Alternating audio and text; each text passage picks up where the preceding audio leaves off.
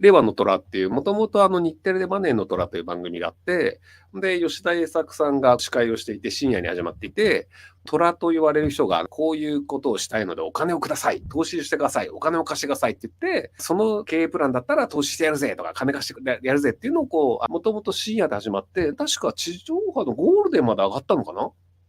ゴールデンまで上がったんだけど、なんか知んないけどなくなっちゃったんですよね。あれなんでなくなったんだろう。人気なかったのかな。投資をする側だった虎側と言われる側の出ていた岩井さんという人が、令和の虎というタイガーファンディングという名前で、いろんな人がこういうことしたいんだよねっていう人に対して投資をするという YouTube チャンネルを始めたっていうのがあるんですけど、あれ何年ぐらいやってるの？ 3 年ぐらいかな。そうそう、謙虚になれよっていうね。はい。南電関電の社長さんとか、結構虎側がね、キャラの濃い人がいて、金を出す経営者側のキャラの濃さも面白かったんですけど、それが令和の虎という名前でやっていて、それが日テレがやってるわけではなくて、日テレのディレクターさん、プロデューサーさんかなんかに岩井さんが、こういうのやるんですよっていうので、いいんじゃないですかっていうので、一応黙認でやっていたっていう状態で。で、今年の春先かな、岩井さん、それなりにお年なんですけど、がんが見つかりましたっていうので、ちょっと司会もなかなかできないかもしれませんっていう話になってて、体制を考えますになったので、手伝い子だったら手伝いますよっていうのをふわっと送ったら、日本に来るときに司会をお願いしますって言われて、やります、やりますっていう、とりあえず適当に返したんですよ。で、それが東京に着いて、長野に行って、イベントをして、昼に小諸のワインデイズってイベントを出て、また長野に行って、その後富山に行って、泊して、能登に行って、次の朝の能登羽田便で帰ってきて、空港から新宿のスタジオに行って、令和の虎の収録で司会4本分やってくださいって言われるっていうスケジュールで、いや、確かに司会やるとは言ったけど、そんなハードスケジュールですかっていう文句を言おうと思ってたら、岩井さんすでにもう天国に行ってるっていうので、文句の言いようもない、そういう状態だったんですけど、もともと岩井さんなんかその生前葬やるって話があって、それもどうですかって言われてたんですけど、小諸の方に行くからちょっと無理なんですよっていう話を返したら、岩井さんも生前葬出れなくなるっていうね。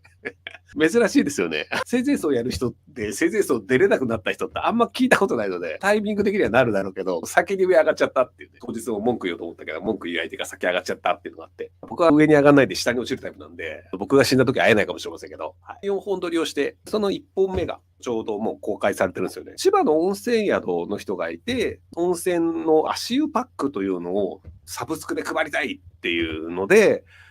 聞いた瞬間に投資をする虎の人たちがみんな、いやいやいやいや、それうまくいくわけねえだろっていう、めちゃめちゃ暗いムードの中で始まる、そういう番組なんで、興味があったら見てください。いやでも大体どんな事業プランも、最初に聞いたら、これはある程度なんとかなるだろうなとか、これは無理だろうなってすぐわかるんですよ。未知数すぎるとわからないもあるんですけど、で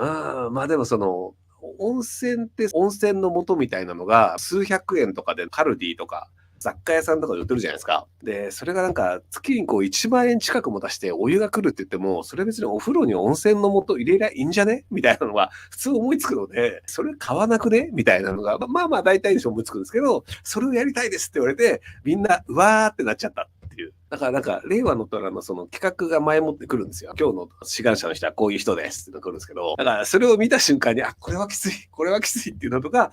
これはなんとかなるかなっていうのは大体わかるんですけど、大体その通りになってます。はい。経営者の人って、ポットで数年やってますっていう人だと違うと思うんですけど、会社の経営って10年とかやっていくと、大体うさんくせえ話とか、うまくいきそうな話とか、いろんなものを見たりとか、これはうまくいくよねとか、これはうまくいかないよねとかっていう、いろんな失敗もした上で、物事を見抜く力がついてくるんですよ。じゃあ、東大生の社長がなんでそんなに多くなくて、日大の社長が多いのかっていうのも一緒なんですけど、結局その社長を長年やっていくと、社長的な失敗をしなくなるんですよね。経営者として、これはやらないよねっていうのを結構素人はやるんですよ。会社員の人とかで、これはいけると思っちゃった人とかが、経営者だったらやらないようなミスを結構したりするんですよ。なので、これ誰か知り合いの経営者とかに相談したらやらなかったのにやっちゃうんだ、こういうの、みたいなのが結構あったりするんですよね。っていうところのバランスが、虎側の投資する側の人たちは、それなりに事業成功してる人たちなので、そういう変なところに引っかかんないんですよね。なので、これ無理だなってやつはもう大体無理みたいなのがあって、話はすごい話しやすかったですね。志願者の人もともと温泉宿もやってらっしゃる方で、虎の人も経営者の人なので、経営者としてこうだよねっていう経営者トークが割とできるっていうのがあって、だいぶ話がスムーズに進んだっていうのがあるんですけど、興味があったら見てみてください。お世話になります。令和の虎で投資をしていただいた、敵さん、こちらこそありがとうございます。一応アドバイスとして、虎の人がこう言った場合、それに乗っかったら、投資をせざるを得ないから乗っかった方がいいですよみたいな感じで、モテキアンさん乗った方がいいですよって話をしたら、モテキさんもお金出していただいたっていうね、お世話になってます。はい。8000もらっちゃってありがとうございます。岩井さんは上で喜んでるんじゃないかなと思いますけどね。でも自分が作ったものが残るっていうのは死んでるから分かんないですけど、割となんか喜ばしいことなんじゃないかなと思いますよね。日本人って名を残すということを自分の命よりも大事にしてたわけじゃないですか。メンツを守るために切腹をするみたいなのを含めて。なので自分がもう作ったものというのが残って、令和の虎的なチャンネルの中でうまくビジネスが回った人がいて、で、そこでじゃあ雇用される人がいて、社会に面白い商品ができてってなって、結果として岩井さんという人が生きてたおかげで、こういうものが社会に残ったよねっていうのが、分かる人は分かって、名前を覚える人が覚えるっていうのがあるんだったら、それはそれで生きた価値があるよねというふうな考え方、割と日本人には多いと思うんですよね。政治家の人ってよく自分の名前残そうとするんですけど、大体の政治家なんて名前残んない人は覚えちゃいないですよね。ごく一部有名な政治家で、田中角栄とかは覚えるんですけど、でも国会議員って500人ぐらいいるじゃないですか。で、500人ぐらいいるうち、何人覚えてるかっていうと、せいぜいね、10人、20人しか覚えてないと思うんですよ。現役の政治家をね。で、過去政治家辞めた人で覚えてる人いるかっていうと、ほぼほぼ覚えてないんですよ。なんで、そう考えると政治家とかよりは、むしろビジネスマンとかの方が、社会になんか影響を残して、そこで覚えられる確率っていうのは上がるんじゃないかなと思いますけどね。あとはスポーツ選手とかね。なので、そういう意味でビジネスでちゃんと名前を残せたというのは、岩井さんはそれはそれで良かったんじゃないかなというふうに思いますけど、残したいと思う人であれば。令和の虎の収録が入らない予定だったんですけど、令和の虎の主催者の方が癌になってしまいましたっていうので、そもそも司会の方なので司会できないよって言うとまずいんで、なのでなんかできることあったら手伝いますよっていうのを送ったら、じゃあお願いしますって来て、1、2時間の収録かなと思ったら収録4本入りますみたいな。お金出さないですよね。前に1回虎として出たことがあるんですけど、お金出さずに文句言いまくって終わるっていうのがあって、今回も司会なのでお金は出さずに。でも、司会も出そうと思ったら出してもいいっていうルールだと思うので、僕、基本的に出資的なことあんまりしないんですよね。結局、出資しちゃうと僕揉めちゃうんで、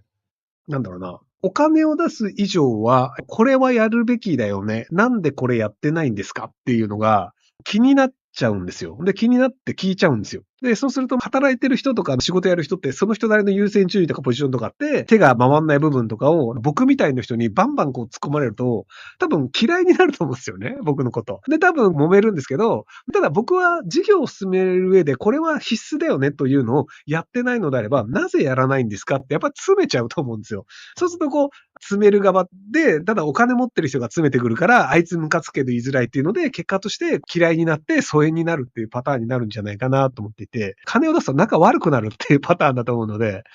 金出して口出さないっていうのがね、僕多分できないと思うんですよね。捨て金的なものだったら全然いいんですけど、これは捨てるものだよねっていうのを理解してもいいんですけど、その事業がうまくいくと思って多くの人がお金を出していて、ひろゆきもお金を出してるんだったら私も出しますみたいなパターンだったりすると、その事業が潰れた時、みんな困るじゃないですか。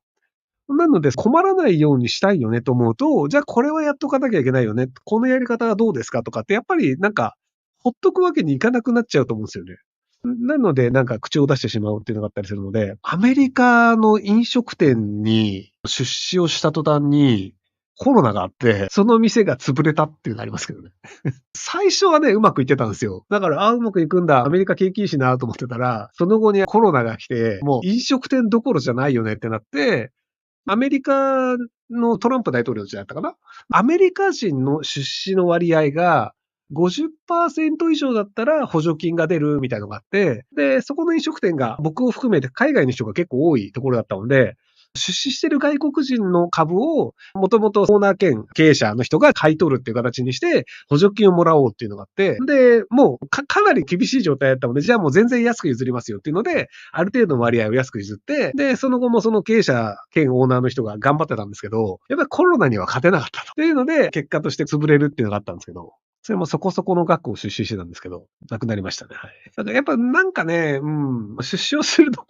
うまくいかんよねっていうのがあったりするので、でも、知ってる人が癌になって死にますってなったら、ある程度できることがあったら手伝いますっていうので、じゃあ司会やってくださいっていうので、やりますやりますっていう感じなので、出て喋るだけですからね。なんか金くれって言われたら無理っすって言いますけど、出て喋るぐらいだったら別にいいんじゃないかなというふうに僕は思いますけども、はい。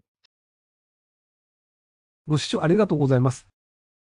今回の動画はこちらからの切り抜きになります。